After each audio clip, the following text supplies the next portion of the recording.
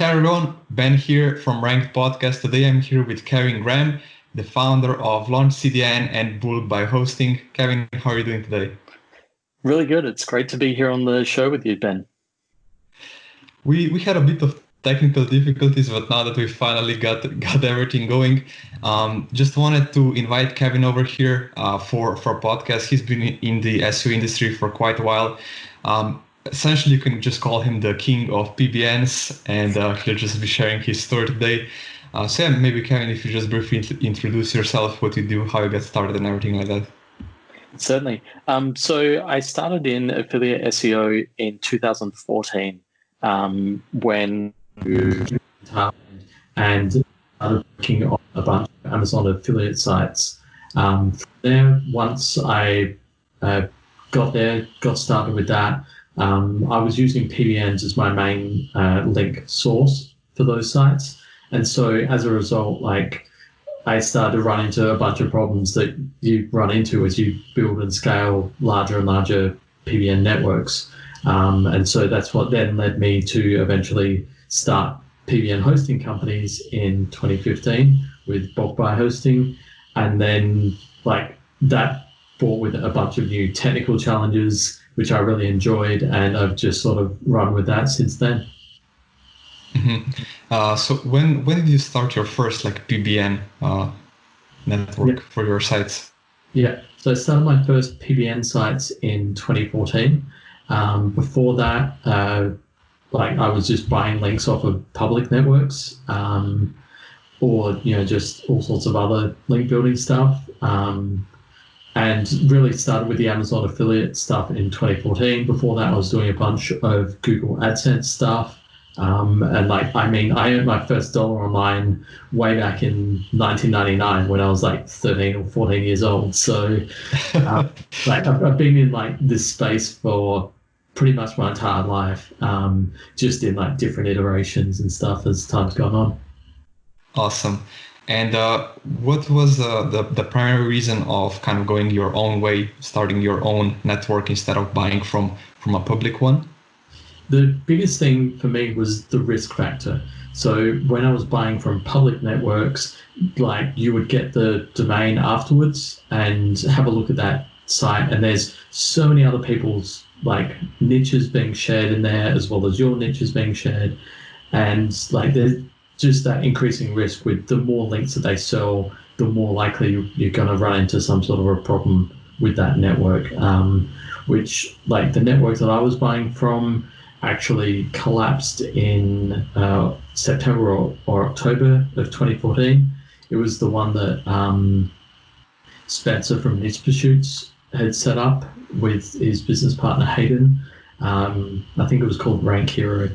And yeah, so when that went down, some of my friends who were Amazon affiliates actually were hit and impacted by that. So Robert Atkinson had a bunch of his sites that were ranked using links from that network, and they were all just de-indexed and wiped out. So I was quite happy that I started building my own networks back in March of 2014 and had shifted to just using them entirely before the big de-indexing event of that rankedhero network. Do you maybe know the reason behind why rankedhero was hit? Any kind of crucial mistakes that people make when setting up a PBN? Yeah, I think the biggest thing was that network was no longer private. It was being shared around. It was being used by a lot of people, and links were being sold. And as soon as you start doing that, you increase the risk of the network being found and reported to Google and de-indexed. So that's what appears to have happened with their network. Mm-hmm. So as soon as you kind of start promoting, okay, this website, this price, you kind of start getting into some extremely risky situations. Yeah. Right. And there's also the factor of of just having different hostings, right? So we want to have a different host for each one of the sites, if I remember correctly. And then you also want to have kind of different IPs, which is kind of the solution that you built with Launch CDN, right? That's right. So before I built my own hosting platforms, I was just going out and trying to buy the really cheap web hosts that were advertising on Web Hosting Talk Forum, and they were selling for like, you know, $1 a month, $10 a year sort of thing.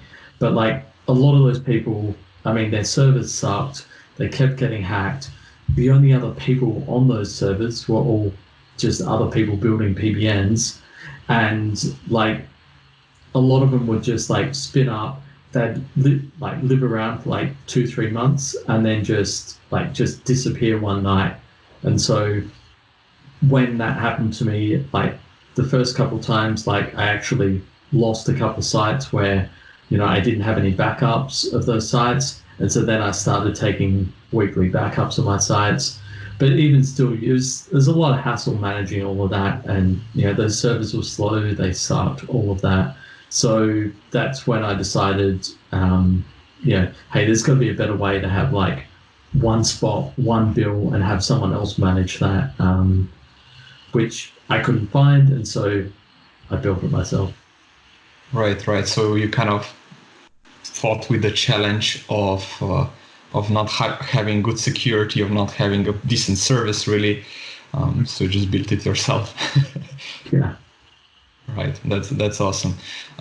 Cool. And how did you get started with the actual PBNs as opposed to other, like buying niche edits and things like that? I mean, essentially the same thing, but did you view it as an advantage that you could also sell links to others, or it was just for your own sites?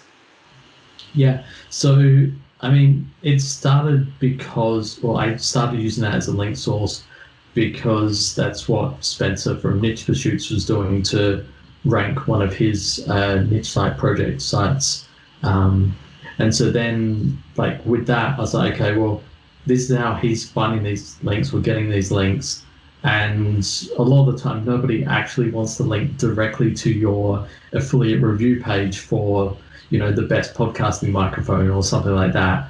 Like they, you know, when you reach out to people and say, hey, like I want a link, they're not going to link to that page. Whereas if you've got a PBN, you control those links and you can choose exactly which pages you want to link to because you control right. it. So you just have more control over everything, right? Yeah. So how did you go about building first off bulk buy hosting? I heard many stories of how you like moved to Chiang Mai to chase these to bootstrap everything to just go for it. If you could share how that went, would be awesome. Yeah. So I was already living in Chiang Mai at the time, and so like I moved there to get started on the Amazon affiliate stuff, and then through 2014 and 2015.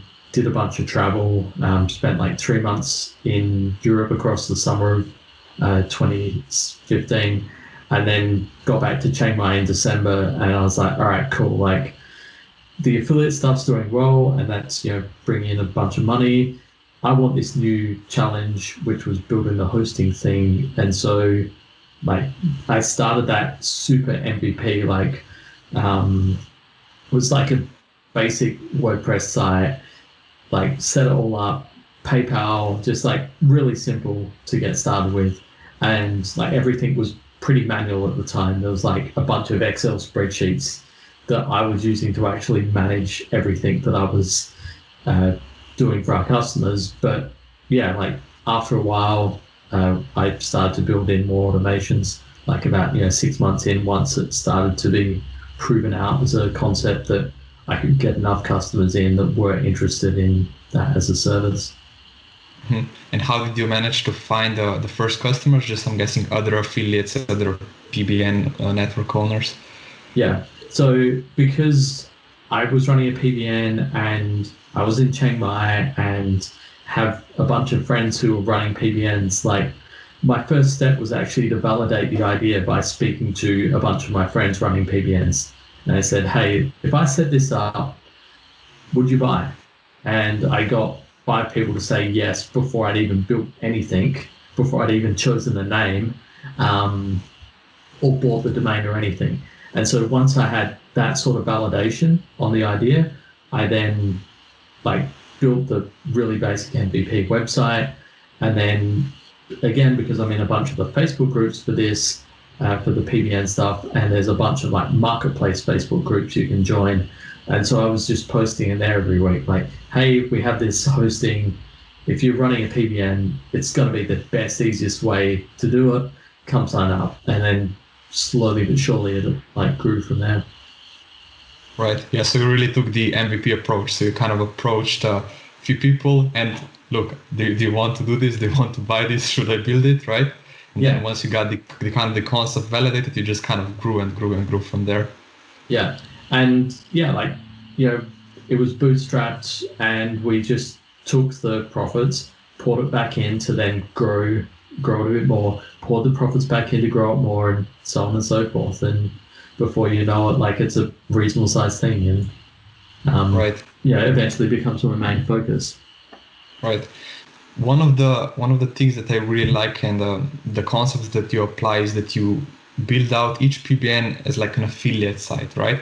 So how other SEOs also now advise that you build a PBN is that you essentially try to make it as a business, right? So it's not only like a PBN, so that if it comes to a manual review, like someone that will review the site can actually see, okay, yeah, this is a site that actually makes money, right? So that it doesn't look just like a PBN, even though it is, right? So I'm just wondering if you started with that concept from the start, or did you kind of implement it later on? Yeah, that definitely wasn't something I was doing from the start. Like, at the start, they were super basic, super, low quality looking sites. They didn't have logos. They didn't have any of that on there. And then as time went on, like, I started adding logos and better quality images and really start to make them look like a business. Now, some of those, it might be like the domain of a formal winery, for example. And so you make it look like, hey, this is a winery. So you'd have like a products page and like some bottles of wine and all of that.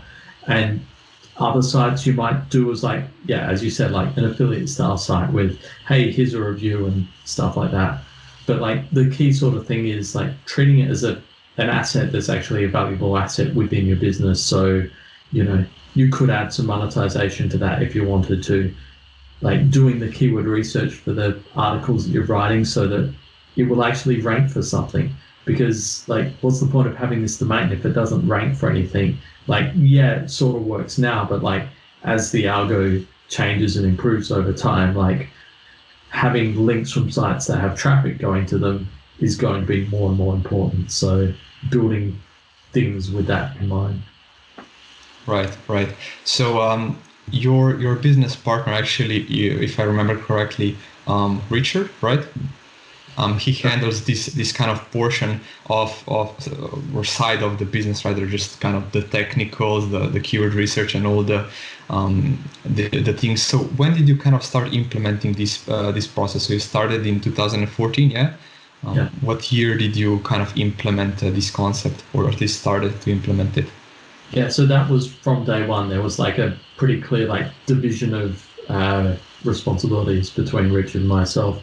And so Richard would start out with the keyword research, coming up with like the brand names and ideas and picking the domains for the affiliate sites, managing from the keyword research, managing what goes off to our content writers to actually write all the stuff for that site. And then when it comes back, that's when he passed it over to me, and I would then handle like the site build and like all the on-site technical SEO, as well as the off-site SEO of getting the links to that site. It was, or is, like quite a good like division of responsibilities between two people. Right. And how many were you building or are building now, like per month or per quarter, or how do you kind of count them? Yeah. So when we were like full-time affiliate, that was like 1 to 2 affiliate sites per month we'd be building. And so, like 20 to 30,000 words on a site. So like 15 to 25 sort of pages, with some of them being like money pages for like best podcasting microphone or podcasting microphone reviews, or and then some would just be straight up informational articles like how do I record a podcast, and like stuff that like isn't directly monetized but links back into your product review pages, so that then they You have the topical relevancy, right? Yeah. Yeah. And so you mentioned you start with like 30,000 words. Do you have some kind of an MVP approach where if the site really proves to be good, that you then scale it? How do you go about doing that? Yeah, so a lot of the times we'll start with at least the core of what should be like a site that makes $1,000 a month, $2,000 a month is sort of the core starting point. And if we get to that point with the site, then we'll try and double down and like, okay, what's the expansion keywords we can add? So, for example, with the podcasting microphone one, like maybe that was the main product that you had on the site to start with. And then you go, okay, well, let's also talk about like boom arms and pop filters and maybe webcams for podcasting, so that, I'm not just recording this with my MacBook, right? So there's all of that sort of expansion stuff that Richard will often identify at the very start of the project as like, hey, this is round 2 if the site gets to that point. Right. And do you ever also play around with expired domains when kind of setting up a new PBN, just for the reason that you get the site ranking a lot faster? Well, PBNs are built entirely with expired domains, but money site stuff, we tried one site a while ago and didn't have success, but I know other people have had success with building money sites on expired domains. At the moment, like generally though, like what we found is buyers on Empire Flippers prefer domains that have like really clean history, and so have only ever been used for that one site rather than, oh, hey, it was bought from an auction and then repurposed. Like buyers are a little more wary of that. And so like I'll always look to see, has this domain ever been registered before or not? And so like there's free tools, you can see whether domain's been registered before or not. And all of the domains we buy now for affiliate sites are all domains that have never been registered before, so that we know that there's like never anything bad that's ever been done with that domain in the past. Right. And did you ever like experience any problems since they are essentially PBNs turned affiliate sites? Did anyone ever like complain about that? Well, not for we've never sold like a PBN turn affiliate site. They're just always kept for PBNs. It's just the main affiliate sites that have been built on new domains that would turn around and sell on Empire Flippers. Oh, right. Those that are powered up by the actual PBN. Right. Plus, I guess it also presents a lot of opportunity, right? Since PBN powered like businesses tend to go for lower multiple, they can essentially switch out the links, add value, grow it, and then kind of flip it, right? Yeah, I mean, generally that multiple difference is only maybe 1 to 2 months of multiple. Yeah. So like a site that's like the whitest of white hat would go at like 34x monthly, and a PBN site might go for 33 or 32. Interesting. So not really as much in there. So it's not really true. For example, when I look at the listing, right, on anywhere really, I see this site has PBN, this site has PBNs, like it was like it's something super bad, right? So kind of in my mind, I would automatically just assume that the multiple would be a lot lower. But like 1 to 2 months, that's nothing really. So yeah, very surprising. And how did you go? So with the first site that you actually flipped, I'm guessing it was also with Empire, right? Yeah. So how did that go? What was your experience like? Yeah, I mean, at the time that was the largest site they'd ever listed on the marketplace, and so that one was like about $200,000, which was like the largest site they'd sold at the time. Still, like back when they were only doing 20x monthly, but like, hey, it was a nice chunk of change to like put in the war chest and then use to further our growth, building out more sites and creating a lot of financial stability. Right, right. Can we maybe talk a little bit about that first site? So, for example, how long it took you to build it up, how long it took kind of to rank, and things like that. Yeah. So that first site was actually the first site that we built when we got to Chiang Mai in 2014. And so we spent maybe 2 or 3 weeks, like it was before we had a team of writers. And so we spent like 2 or 3 weeks actually writing the content ourselves between like Richard and I writing articles for the site, and then proofreading and editing and getting it all done and up there. And then like over time, I think by about 3 or 4 months in, like it was a lot quicker to rank back then. So by about 3 or 4 months in, it was doing a few $100s a month, and then just continued to ramp up. When we sold it, it was doing an average of about 10K a month, and so we'd sold it in, I think it was around April or May of 2015, which was like 13, 14, 15 months after it started. Which, yeah, like crazy to talk about those sort of timelines now in 2020, but like in 2014, like sites did rank a lot quicker. Yeah. Right, right. And so how did you then kind of shift towards from bulk buy and just growing the affiliate sites, selling them to also kind of launch CDN? Yeah. So, so I started bulk buy in December 2015. It took basically all of 2016 for it to grow to a large enough point that in December of 2016, like 1 year after I'd started it, that we brought on an apprentice to come and work with us and handle a lot of the operations. And he's still with us today. So he handles like customer support and a bunch of operation stuff for that brand.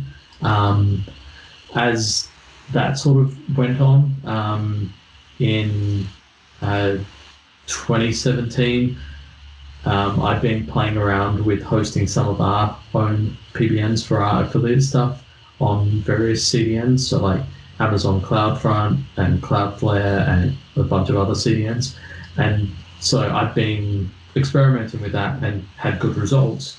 And so I thought, well, hey, if bulk buy is doing well and people are, interested in using that as a solution, then let's introduce Launch CDN as like a publicly available thing.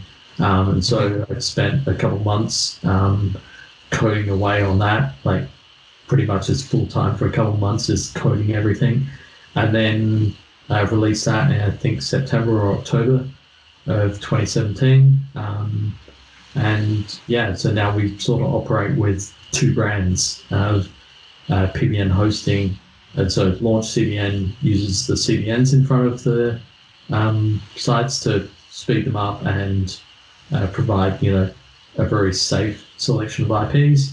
And bulk buy hosting uses a bunch of popular resale hosting providers. So like HostGator, Namecheap, Right. A2 hosting, all those sort of things. So would you my knowledge with PBNs is a bit limited, as you can see, but would you kind of use the two services together? I mean, why would you kind of use a Launch CDN? What are the benefits of it? If you could go more into that. Yeah. So some people like to host across, as many different setups as they can. So, with Cloudflare now hosting about 13% of the sites on the web, like, having some sites that are done through Cloudflare's CDN is, hey, important to blend in nicely. So there's that aspect. There's also the IPs. Like once you scale past a certain size of PBNs, like once you get past like 400 odd domains, like it gets increasingly difficult to get more and more unique IPs.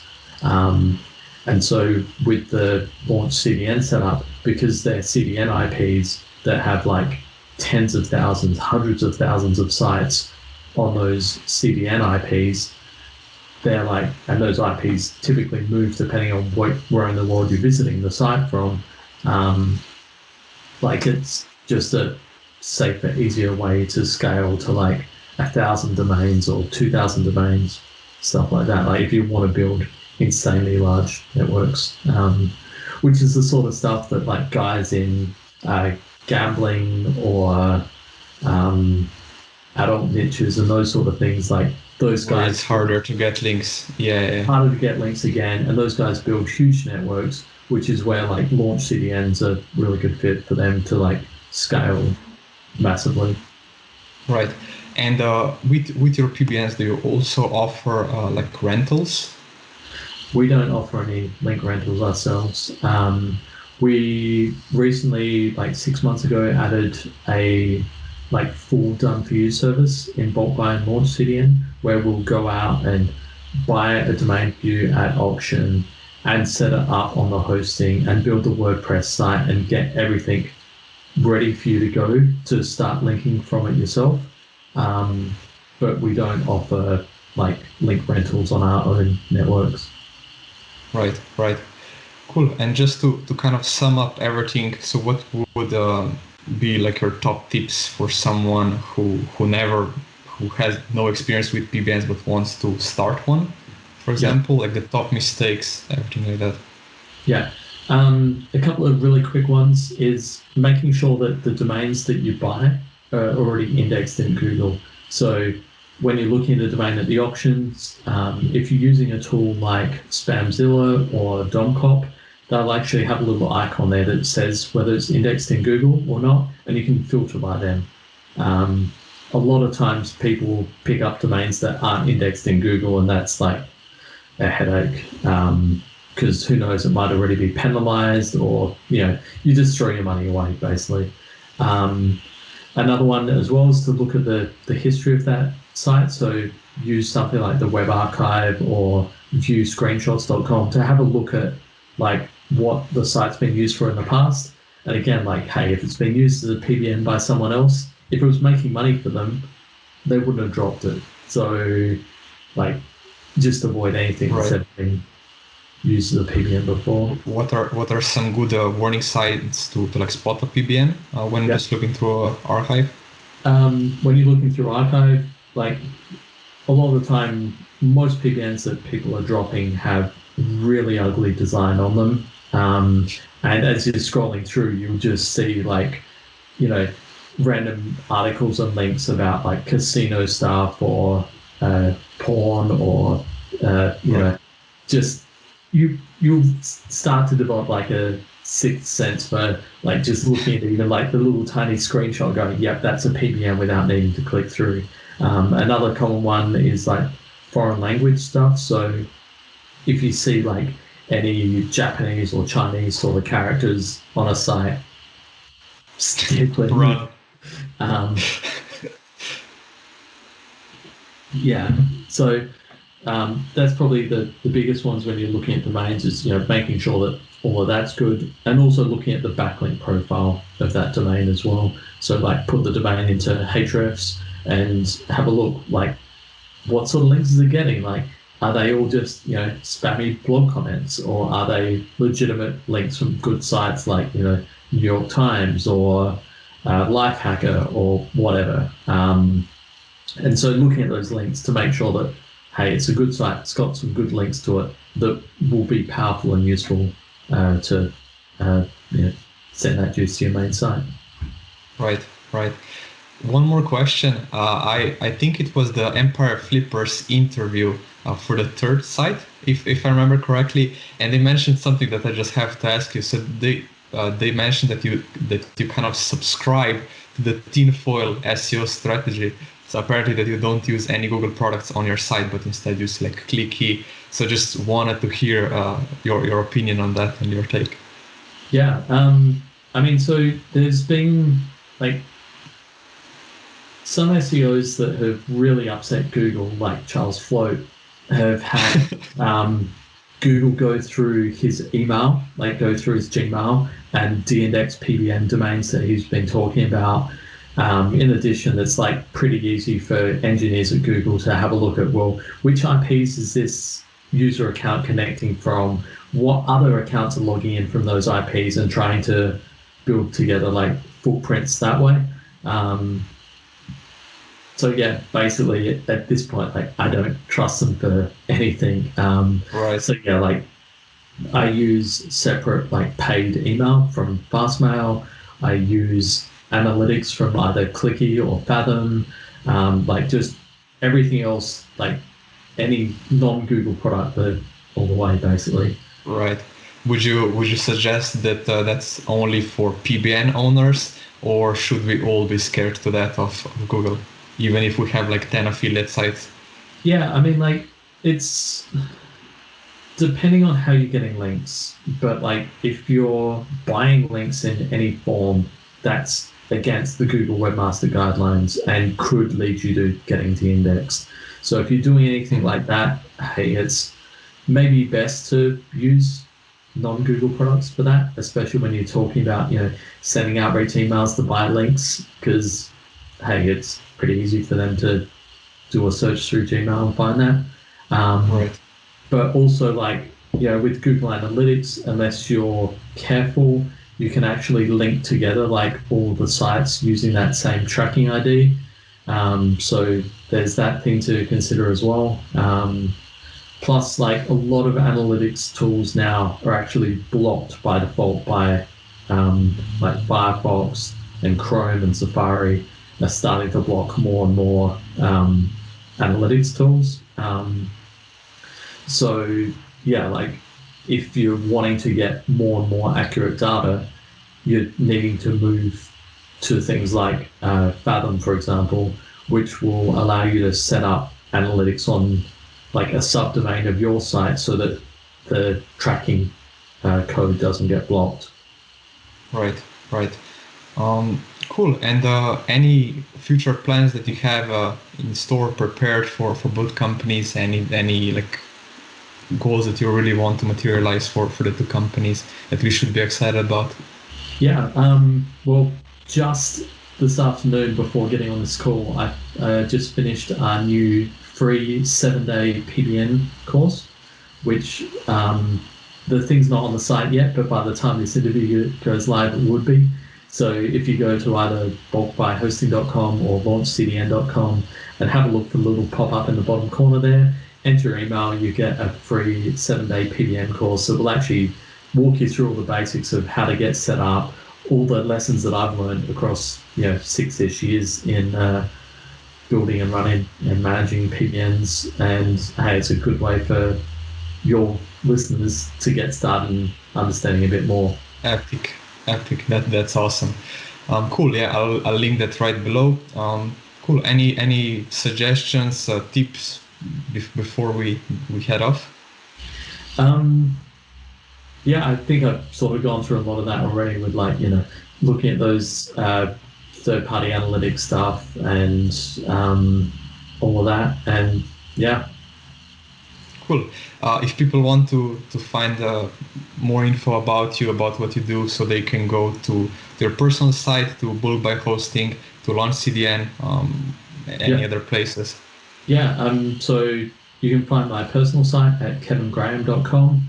On Twitter and Instagram, I'm pretty inactive, but my username on both is _Kevin Graham, and you can find me there and hit me up, send me a tweet or whatever, and be happy to connect with anyone who's doing SEO stuff.